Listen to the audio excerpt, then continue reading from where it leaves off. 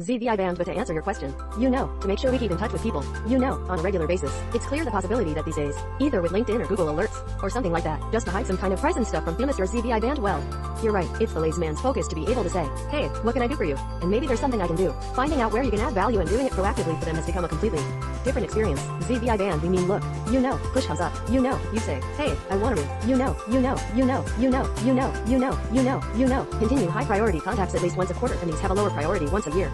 It seems to be based on the observation of tens of thousands of people in contact. It seems to be a good general baseline, and then it can be optimized from there. Zvi Band. So, yes, I think the most important thing about social media is to use it as a source of information. Then identify what relationships or what's going on with people that are important to me. And then make sure you go beyond what's said here or there. Zvi Band. What else does relationship marketing focus on? How can I develop my business or achieve the goals I'm trying to achieve using the relationships I've already established? What we often miss is that the best and most valuable relationships are usually those to which we are already connected.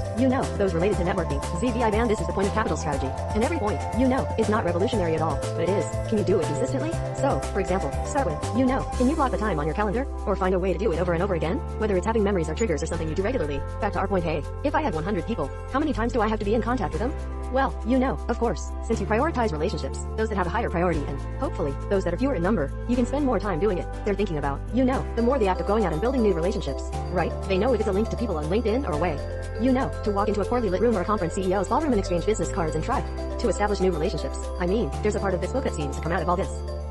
Our intention is to help people rebuild these social skills, right? I don't necessarily know my neighbor as well as I do. So, I mean, when most people think of CRMs, they do it in a sales context, usually a transactional sale, right? I'm trying to get someone from one end of the funnel to the other to be a customer or totally disqualified. And that's it. John Jantz. Well, one of the things that has made me laugh in the last few years is because, as you described, there's a kind of relationship that I think there is. And my father was a doorman, a saleswoman who had her bookkeeping. John Jantz. I mean, how do we get there? Because that's the basis of my question, because it's hard to maintain those relationships. Zvi Band. Yes, of course, we are much more interested in the topic that has just arrived because it could be a deal tomorrow than a former customer who may not do business with us for 3 or 4 years.